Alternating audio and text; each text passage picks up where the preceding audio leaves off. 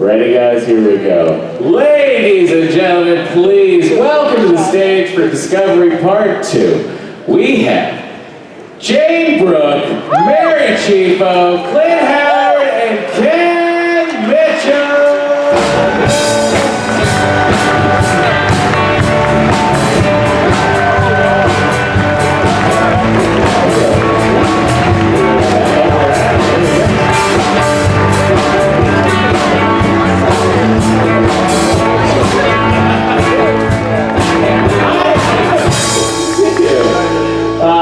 Welcome, guys.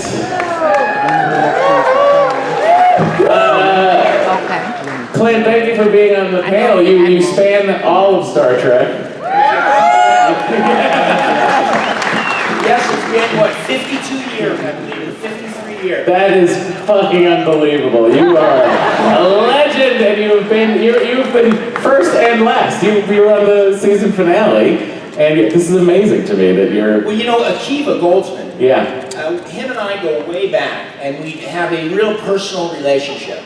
And when I heard that he was like running the show and involved, he pitched me the idea. He said, "Hey, how would you like to come on and do a thing on Discovery?" I said, "Chieffo, I would do anything. I'd wash your car." But yet, as it worked out, and it was wonderful. Yeah. It was wonderful. And the vibe was great. The only negative was it was getaway day. Right. These guys were all talking about like getting out of Toronto and going back to their lives, and you guys had PR stuff that you were doing. And it was a little like my experience with Austin Powers. The first time I worked on Austin Powers, I didn't meet anybody because they were packing their stuff to go to Vegas. So that happens a lot of times in the business, where you'll work with people, but it's not quite that same camaraderie. Yeah. Yeah. We are meeting for the first time right now. Yeah. Yes. Well, obviously none of our characters are, Yeah. So, guys, now you're back at Vegas Con. We are here, and you have now the season has aired. We've seen what has happened to your lives. Mary, you of course are, I think, probably running everything in Klingon Town. Yes. Yeah. I'm the Chancellor. You are Laurel. What do you think are some? As Laurel, what do you think are some changes you'd like to implement immediately? Is it some decor? Are we going to flip everyone to white? This is going to be interesting. Well, I will say, yes, I mean, it is a time of peace, and there's a certain aesthetic that comes with that. We're not at war, so I can tease that there is not only a Klingon aesthetic change, there's a Chancellor aesthetic that Laurel gets to embody that I'm really thrilled about on a superficial level, but also on a thematic level. I think you're going to see that as she embraces her femininity, she's not a commander, she's not a soldier anymore. She is trying to embody this more female archetype as she embraces her power, and it's going to be fun. Oh my God! Whenever that drops. Are you talking like some Duras sister cleavage? What is happening? I mean, you definitely saw some cleavage last week. It's very true. So are you going to be bone daddying down anybody or what? The Orion gentleman is available. Jayne, so good to see you again, Admiral. You're Admiral Cornwell. You made it through the war. You were around to hand out medals. What can you tell us about? Well, now that it's all done, and now that you're back here, what can you tell us about the experience of being involved in a franchise this huge, where you're coming from? Because you have been acting, and I have seen you in so many things that I've loved growing up, and then you wind up like, I don't know, Lynn, Don't Tell Mom the Babysitter's Dead is one of my favorite movies growing up. So, when I see you in Star Trek, I was like, oh my God, this is great! But what is it like for you now to be in this massive franchise in a 9,000 seat? It is so much fun. It was completely unexpected, so I had some catching up to do, and I still have some catching up to do. All of you could probably teach me a few things, but it was thrilling to be part of it and to play a woman who has power, but who was so multi-dimensional. We saw so many different sides of her. It was just thrilling to be there. Yeah. And this is my first convention ever. So look at all this. It's amazing. All of you are amazing. Wow. There are very few shows that elicit this sort of response. I mean, my experience, the Andy Griffith Show, there's a crowd of people that will just almost, they follow it, you know, it's like Star Trek. So to be a part of it, you should be very grateful. I am deeply, deeply grateful. And I just want to drop a fun fact. If you think Admiral Cornwell is badass and awesome, Jayne Brook, I think maybe surpasses her. Obviously, well, but I do. She's currently getting her master's in theology. Just you know, Something to do. and it's just brilliant. And obviously, you know, Cornwell forever. Cornwell. But I just, this woman is incredible, and I'm so grateful that the show brought us together. She's just a friendship that I'm gonna value. So fun. Yeah, something great happened between, well, I love Mary, Cornwell, and Laurel. Yeah. We're just great together, so. Kenneth, a question for you regarding your character's Untimely. Matt, it's good to see you. Good to see you. Good to see you. I feel like it's been forever. You know, it's so nice to like kind of get to know you guys over at doing After Trek and having to fly you guys down to New York, and then we get to, you know, chat a little bit before and after. So it's so fun to like see you guys out of makeup all the time. So it just, for me personally, it's like, well, these guys, I see them all the time. It feels like it anyway. I have to admit, I got a good giggle because when I was flying on Air Canada recently, I was scrolling through the movies. Yeah. And I selected this documentary called 1 Million or Year Million. Oh, the Year 1 Million on National Year 1 Geographic. Million. Sure. I'm on episode 3. It's about the Metaverse 1.0, Metaverse 2.0, like VR world, downloading our brains. Up pops Matt, dropping knowledge and humor like you wouldn't believe. In a National Geographic documentary that I forgot I had done. Like it was one of these things that like you tape it, that you sit in a room in New York and you sit and you tape for an hour and a half and they ask you about every subject they're going to cover. And I honest to God, because not only did it not pay anything, I just did it as a favor. And I was like, sure, it's National Geographic, I love it. I got a call from I got a text message from my cousin 6 months later with my picture on National Geographic. I was like, what is that from? I had literally no recollection of it. And I believe in that Singularity episode, I just started talking about the Borg. Absolutely. Yeah. I mean, you were dropping. There's 3 takeaways that I got from that. 1, Lawrence Fishburne could narrate anything and make it sound cool. Yes. 2, Matt is way smarter than I thought he was. And 3, the future is Star Trek. That is 100% correct. And that is just, as for me as a fan growing up and as a kid watching the show, the joy that I got just from the idea that we could one day leave the planet and travel the stars is just something that I always have dreamed of. Because I would be the guy that if holodecks were real, all I would do is create the world that was outside the holodeck. I'd be like, I'm not gonna actually go onto the ship, I'll just stay in here. Well, that's why I'm an actor. Yeah, that's right, you get to But wait, let me just say one thing here. Yes, go. Being on the original show and hearing about it from my dad, and there was a fellow named Joe Sargent who directed the episode, the first one I did of Star Trek, is that the actor's element, the stuff that Leonard invented, or the director told Leonard to do, that ended up becoming part of Spock's life. The business, yeah. It's like, what can't happen is the show becomes so much soap opera that it loses the human element. Well, why does that moment work? Well, it works because the actor made it work. Yeah. So, as the show evolves, they still have to let us have the ability to make it real. Totally. So, you know, I just think that that's really important, and it was nice that Akiva asked me to come back, and when I was thinking about it, you know, of course, there is a way that they want you to do it, but my experience is that, wait, they hired me to do it. Now, I'm not going to rewrite their dialogue, but I'm also not going to be a mimic for what the showrunner wants me to do. If they can hire somebody to do that. But what made the original special was that the actors brought their own humanity to the table, which is, I think, really important. Totally. I think that humanity is sort of our window into that world. Just as viewers, you're watching and you're seeing the humanity bleed through in the performance, and then it becomes a believable situation. In the year 2055, the human being is not going to think any differently than it thinks now or it thought back in the 50s.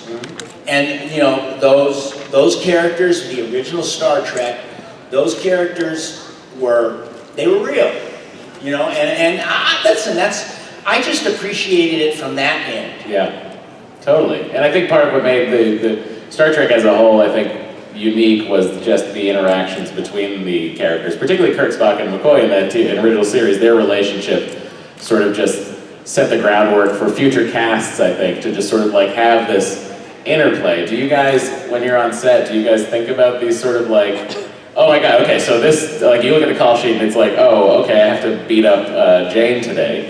True story. Well, I actually, it's a kind of perfect anecdote. The first time that we worked together, episode 8, we, Ken, Jayne, and I were all on the same flight from LA to Toronto. And I obviously had already worked with Ken, and Ken had already worked with Jayne. And I was running late and texting Ken, I'm like, okay, I made it. And he texts me and goes, the Admiral's behind you. And I was like, but did I know that they were there? Because I'd only seen them. Yeah, as Klingons. So I turn around and I go, Jayne? And she's like, yes. I was like, I'm Mary, I'm Laurel. And she's like, oh, you know, then we had like a nice little exchange. And we had recently received the script that morning. And so I had it, and I, on the plane, and reading these incredible moments that our characters have in that episode, and being like, oh my god, trying to commit it to memory, just thinking about how exciting it's going to be to work with Jayne. The next day, we do the fight rehearsal for that fun little exchange we had there. And of course I'm there, and Jayne is just like kicking ass, and I'm like, yes, this lady is so cool. And then we were next to each other in the hotel, and we just like ran our scene a few times in the evening, and then prayed that it would be in our brains. And then that next day, we filmed all of our stuff, starting with that scream. The scream was funny because Mary came onto the set, and I don't remember the exact words, but it was sort of like, so the scream. Yeah. What are we gonna do there? And I was like, we're just gonna scream. We each had, I said, we'll each have our deep, soulful reasons for having a scream that comes so deep from your gut and your soul, but that was funny. Yeah. That was one of the first things you said to me, like, what are we gonna do with the scream? And I said, Mary, we're just gonna do that scream. Yeah.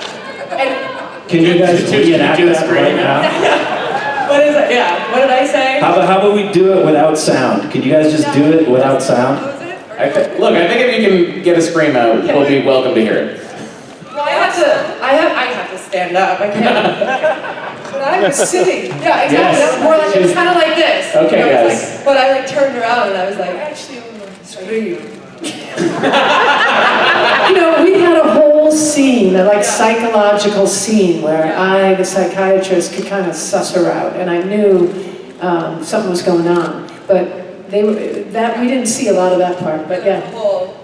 But oh my god, are we going to do We're it? gonna actually- Listen, you're already standing up there. I think we'd like to see you do it. So do we do a silent scream, or do we actually? Oh, I think you have to scream. This is all Kenneth's fault. Let me just, We should put these down then. Yeah, let's see if we can project it across the thing. yeah.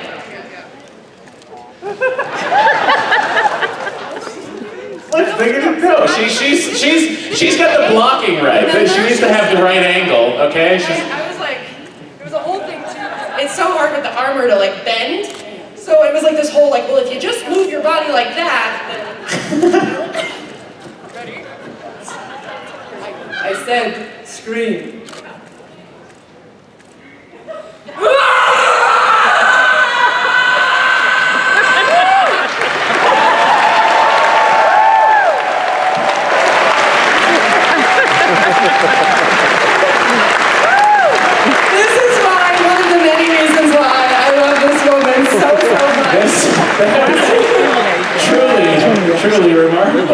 But it's, I mean, like, it was this thing, when I was like so scream, and I love that Jayne was so like, we were really like, what is the depth of this, and of why she responds the way she does, like that it's this combination of fear but also strength.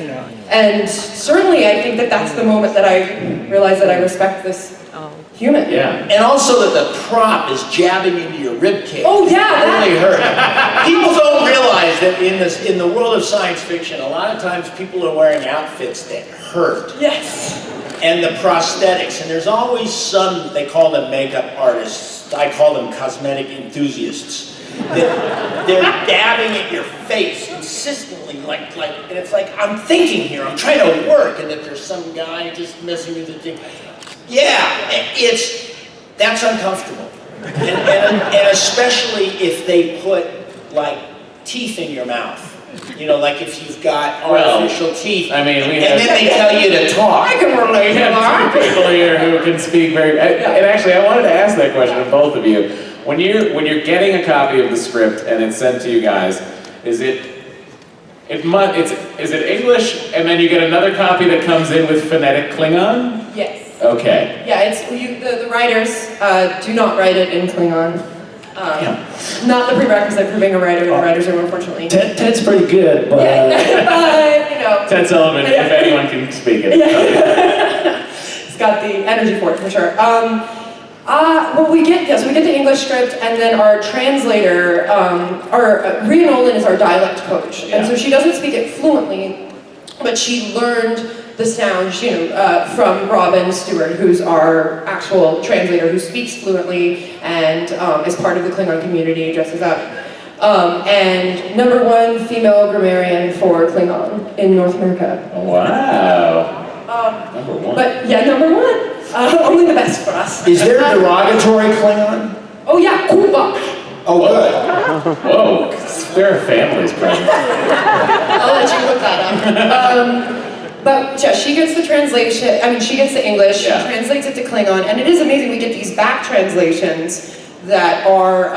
Do you get it phonetically spelled out, or do you get it recorded for you to hear? Both. both. She records it fast, medium, or regular, medium, slow. Yeah. And then I have really found that now that I have a better sense of all the sounds, because the Klingon dictionary that you can purchase has the sounds correlated with the symbols. Like I say, like GH is different from a capital H. So it's like as opposed to obviously, guys. But so you get that written out. So it's different from IPA, which is something International Phonetic Alphabet, which is something I studied. But I was so glad I had that because it transferred well. And then you get the example I use is a phrase that I said that was actually cut, but "B'charmech Yemosh," which is to conquer, compromise. Oh. Well, I said that to Vogue, but it was implied. They just didn't need to.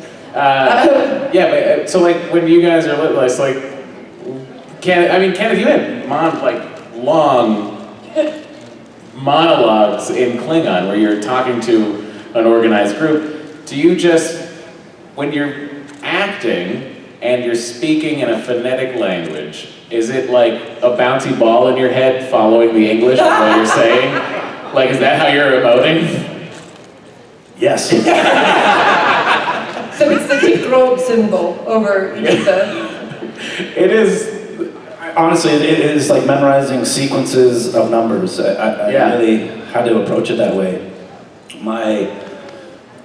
My kids and my wife would attest. My house, I would wallpaper of Klingon all over the house because I would print it up, I would retype it, I would print it up in big posters, and I would put it over the walls of my house. And for weeks, I would just try to memorize symbol by symbol, and over time, you just kind of build up the scene. And it would take me about 2 weeks, working 8 hours a day, to memorize 2 scenes. Wow. Klingon. I mean, it's very impressive. And then they would cut the scene, and I would.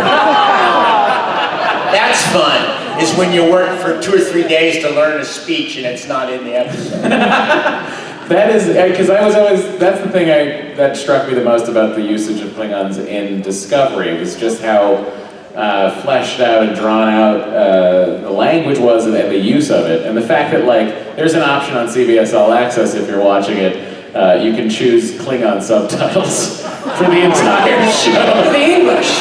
You can get the Klingon subtitles for the English. Wait, you mean so if you didn't know English but knew Klingon, you could understand the episode? Yeah, it's. Oh, that's a well-used app. Look, I'm not gonna lie, I've turned it on. Yeah, well, it's cool to see the. I just give it a go, see what it's doing. I'm like, oh, that's that slanty letter. I don't.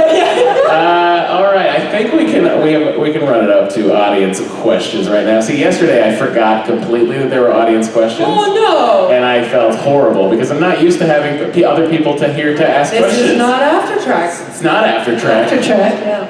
It's not After Track, guys. So quite frankly, you don't have to be annoyed by me. All right, let's start on the left right now, which would be stage right. Hi, this question is for Ken. We have so many great actors who have played so many different parts on Star Trek. Can we get you back as a different alien every season? Oh, yeah, once a season for Clint. Wait, first of all, whoa. I like gainful employment.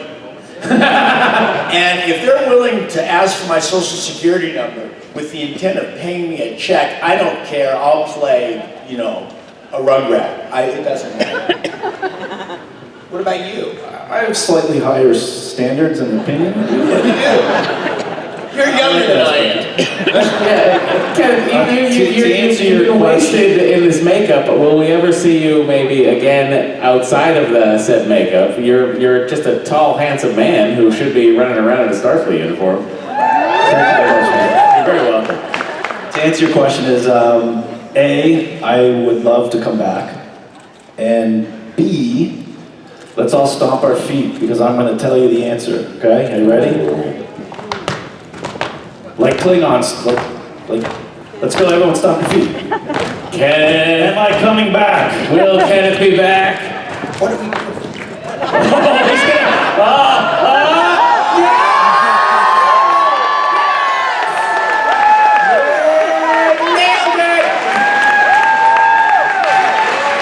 well done. Jean-Luc Picard is back, and Kenneth Mitchell is back, ladies and gentlemen. You know what? You wish to meet your death as your captain did. I admire your loyalty, and I accept your challenge, humans. Really not a panel if Ken doesn't bust out his Klingon lines. I mean, I'm not gonna lie, that's what we're here for. Thank you so much for that question. Sir, how are you? Hey there, Jayne, I have a question for you. I'd like to know, you work with Jason. How are those scenes to work with him? Because he's a consummate actor. It was great. I worked with Jason first when I did, when I went on Discovery, and it was an interesting relationship, wasn't it? We all know now why. I did know, I think, when I started, but yeah, Jason was great to work with. He was great to work with. You did know that? You did know that? I think, it's so hard to remember exactly, but I think I did know. I'm like so naive. But you know, but you're playing the scene, so you just leave it out of your head and play the scene. He was the man that I had known for years, and who I was so deeply fond of, and Yeah. I mean, the greatest thing about Jason is he is so passionate and dedicated to what he does, and I think that comes through his performance. Did you know that? Actors. Did you know that when you got the script when you were doing that, or how did you find that out as you were doing it? find out about Jason's reality. I hope there's nobody here. I'm trying to be Oh, very spoiler alert, guys. Apparently somebody yesterday hadn't watched them the whole first season, but I think that they had talked to me. Yeah, so I won't spoil it. Yeah, I think they had talked to me about it, but I just put it in a different compartment in my head. Yeah. And just played it as the real. Like he was a real just forgetful jerk. The real. How And wondering why he was acting. Yeah. So how sexy were those scenes? I mean, Jayne Brook, like, come on. Look, I loved it, and I also enjoyed the fact that he slept with a phaser under his pillow, which is exactly James Bond sleeps. Yeah. James Bond sleeps with a gun under his pillow, and I think Jason Isaacs should have gotten a go. Would be a hell of a James Bond. That made me mad, though. Okay, next question, sir. Hello, my question is for everyone. And I noticed that Robert Duncan McNeil of Star Trek Voyager fame, he was meeting with the producers to direct, potentially, for season 2. But he said he might not get the chance because Discovery is prioritizing hiring directors that are women or diversity. And I was just wondering, from your standpoint as actors, if you've noticed that at all, that Discovery has that priority. I mean, absolutely. I mean, I think diversity takes a lot of different forms, and we're trying to embody all of them. You know, it's not, I think there's just room for every sort of inclusion and diversity. And actually, I was on the Women in Star Trek panel earlier this week, and Eliza Pearl was saying that, you know, it's not just about the visual diversity, or just like having someone in the room. It's about listening to them and about hearing their perspective, and that is what I think we really embody, and that comes from Sonequa all the way around to everyone behind the scenes. And I am really proud about what we've done with that and what we're continuing to do, and I think, yeah, making that a priority as we move forward is something I'm really proud of. But I'm not sure that we as actors, when we arrive on the set and we meet the director, we just go, oh, cool, you know, that's the director, and then they direct us. I don't think we really put in our mind, oh, you know, that's an African-American director, that's a, you know, a white man, there's a woman. You know. I think these... And we're not part of the decision process on the directors, but yeah, I think they are trying. You would hope television works so fast that when you meet the director, you just pray that he's good. Yeah. Because there's really no chance to stop and reboot. I mean, once you start doing an episode, you got to realize with television, any kind of medium now, we are shooting at the speed of light. Yeah.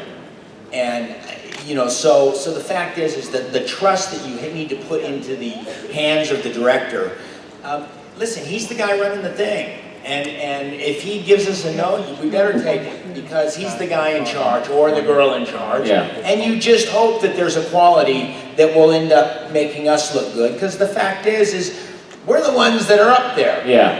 And I think it's important too to realize that just, you know, I think that seems to be a thing that's going on currently. I think there is a push for diversity in the director spot in television, and I think that it's an excellent thing. I think it's a perspective that we need. It's sorely been lacking, and I think us white dudes have had a long time of being prioritized. So I think there's room for everybody, as the Bridge of the Enterprise told us many years ago.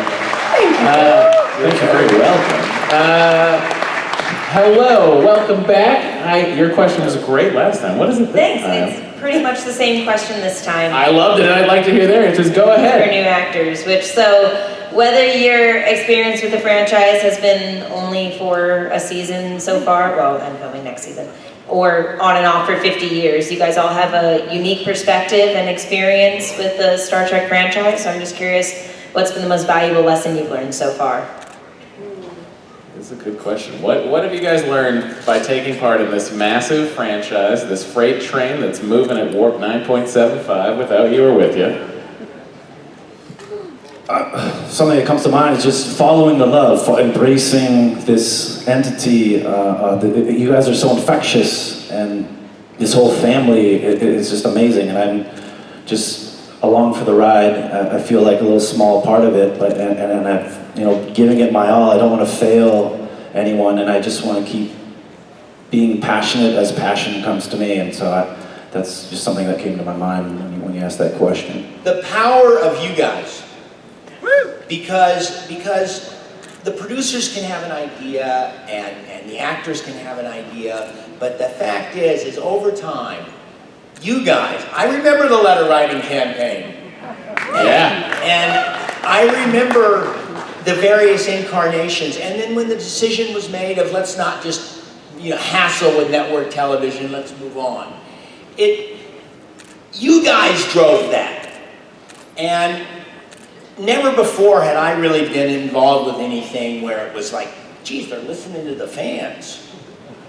And that's what I've learned, because since I was a little kid, I mean, George Lucas, the first thing he said to me, I was at an audition, and I was auditioning for a role as an adult, and he looked at me and went, Commander Baylock, Corbinite maneuver. And I thought, Jesus, George, get a life. I guess he did have a life. Yeah. But listen, the ideas are wonderful that Star Trek is cultivating. But you guys are the ones that support it. Yeah. So, and you guys have helped shape it. Listen, they haven't shaped it. They're listening to you, so keep your voices really strong. Yeah, and I honestly, off of Clint's point there, it speaks to you guys that CBS is now exploring this, like, franchise in a way that they're producing now the second season of Discovery, and also like this thing with Patrick Stewart would never have happened if it wasn't for all of us shuffling off to Vegas each year going, please, we'll take it. Give us the content. We need to see more space adventures. Thank you very much for your question. Hello, how are you, sir? What is your question? I'm fine. This question is for the Klingon actors. We have 51 years of Klingon backstory and characters and interpretations. What was the process behind creating like a different voice and attitude for Klingons versus what we'd seen before? Well, once I was cast in the role, I was like, I want to watch every episode ever. And then I was like, oh, okay, how can I at least streamline this a little bit? And I went and I found the comprehensive list of all the Klingon-centric featured episodes, including holograms, anything that had any Klingon in it. There's a list online on the Wikia page. So I just started chronologically, so with Enterprise and then all the way through. I had seen the iterations before that point, but this was, how I started on my quest.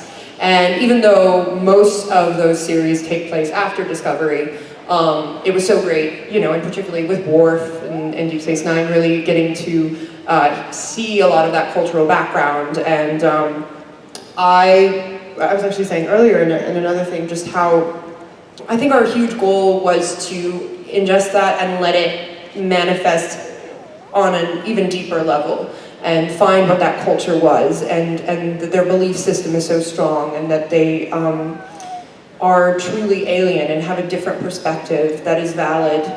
And yeah.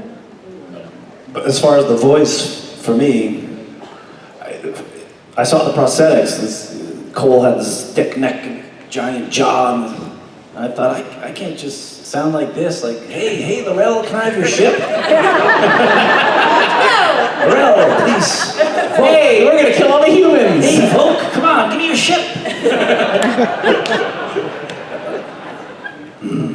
Laurel, Volk, I think that I will take that ship now. So I just felt like I had to change it somehow. I had to bring it down, and then also when the teeth arrived, you put the teeth in, and it just my teeth literally arrived on my doorstep. I opened up my door, and there was a box, and I opened up the box, and it said Kenneth Mitchell Klingon teeth. And I picked up the box and I put them in my mouth, and all of a sudden it's not this anymore. It's different. It's